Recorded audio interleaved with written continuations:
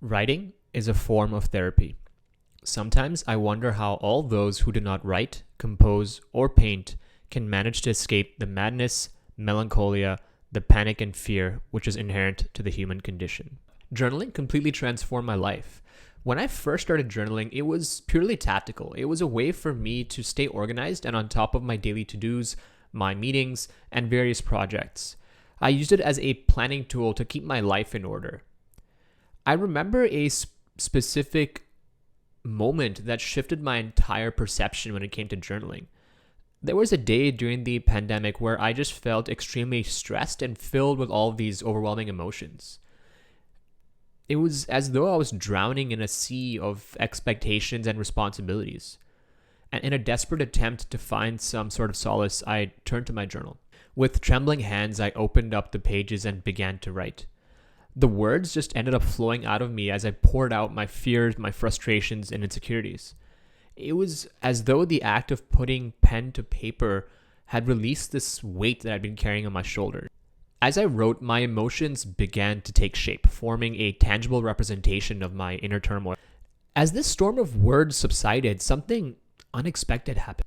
In the quiet aftermath, a deep sense of clarity emerged from within me. It was as if I'd entered into this profound conversation, a dialogue between my conscious mind and subconscious mind. Through the act of journaling, I had gained a newfound perspective, a deeper understanding into my own dreams, desires, and values. From that day forward, my journal transformed into a sacred space, a refuge for my soul, and a trusted confidant. I no longer see it as a mere organizational tool, but now instead I see it more as a gateway to self-reflection, self-improvement, and self-actualization. Now I see it more as a mindfulness tool disguised as a productivity system. And in this video, I want to share with you 4 ideas that will help you get started with your own journaling practice.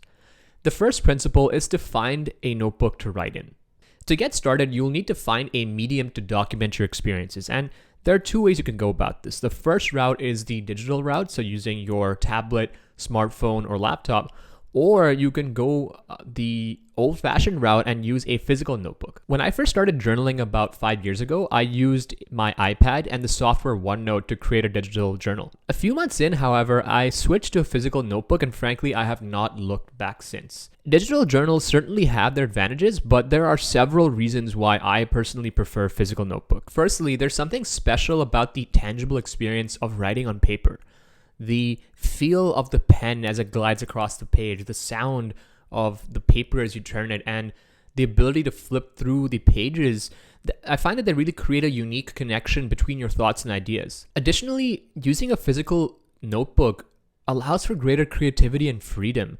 I can easily doodle, annotate, or underline certain words to emphasize them, or make connections between different ideas and entries. Moreover, physical notebooks eliminate the various distractions that come with modern digital devices, such as notifications or that tempting urge to switch tasks. It provides a dedicated space solely for my thoughts and reflections. Lastly, there's a sense of sentimentality and nostalgia when it comes to physical notebooks. You know that feeling you get when you stumble upon an old photograph or an old handwritten letter? Well, it's quite similar with physical notebooks. Each one becomes a cherished keepsake, capturing moments and memories that are just so special. When you flip through the pages of an old journal, it's like stepping into a previous version of yourself and reliving those experiences. You can see how you've grown and evolved over the years. There's something magical about holding a physical notebook, flipping through its pages, and seeing your own handwriting from a few years ago on its pages. It creates a deeper connection between your thoughts, words, and the physical world.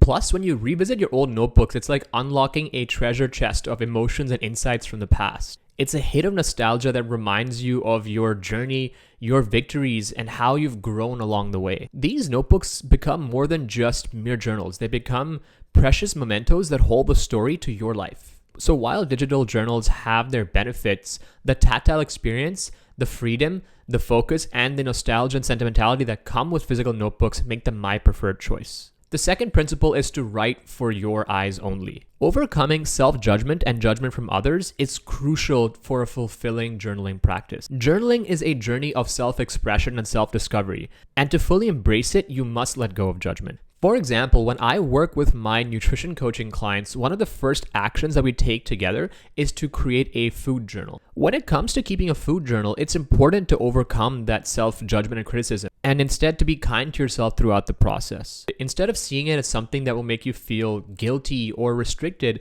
it's important to approach it with a more compassionate mindset. Instead, we use the food journal as a tool to understand our eating habits better and to become more self-aware. At the end of the day, it's all about balance and forgiveness. Nobody is perfect, and our eating choices may vary from day to day. So it's important to let go of any guilt or shame you might associate with certain foods or eating patterns. I actually had a client that struggled with self-judgment when it came to keeping a food journal. But through our coaching sessions, they learned to see it more as a tool to gain a better understanding of themselves as opposed to a means of criticism. They shifted their focus and mindset to more self-reflection and compassion. And you know what? It made a huge difference in their relationship to food. They felt a lot more freedom and positivity, which in turn opened up a whole new world of self-acceptance and growth, which ultimately led them to achieving their goal of burning body fat and building lean muscle. The third principle is about finding the journaling method that works for you.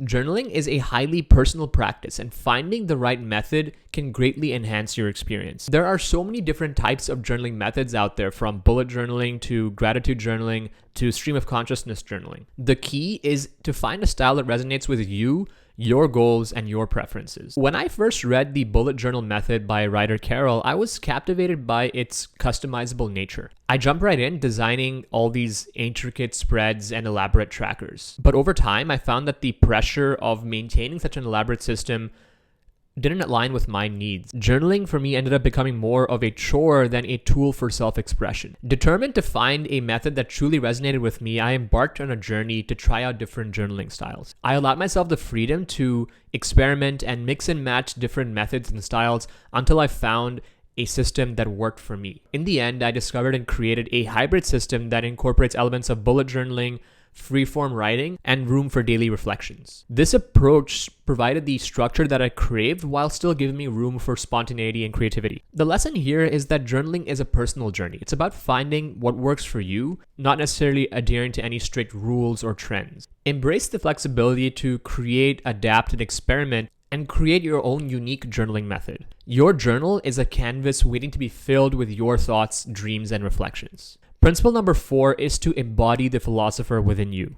There was a point in time where I struggled with consistency when it came to my journaling practice, and I doubted the significance of writing in my journal. However, that quickly changed when I read the book Atomic Habits by James Clear, and specifically the concept of identity-based habits. Here's the thing, I decided to embrace the identity of a philosopher when it came to journaling. Instead of seeing it as a mundane task or a routine, I started seeing it as an integral part of who I was, a seeker of wisdom, a lover of self-reflection, and a lifelong learner. This shift in mindset had a profound impact on my journaling practice. It became so much more than just writing down my thoughts. It became a way for me to fully affirm and express my philosophical nature. And it just felt so effortless and natural because it was aligned with my core identity and the way that I saw myself. By embracing this identity, my journaling practice became deeply meaningful. It became my sanctuary for self-discovery, self-reflection, and growth. I would confront my fears, challenge my beliefs, and gain a deeper understanding of both myself and the world around me. The best part is once I adopted this identity of a philosopher, journaling became a habit that I effortlessly incorporated. It wasn't a struggle anymore. It was an intrinsic part of who I am, a philosopher who seeks wisdom and embraces self-reflection. So by adopting the identity of a philosopher guided by James Clear's concept,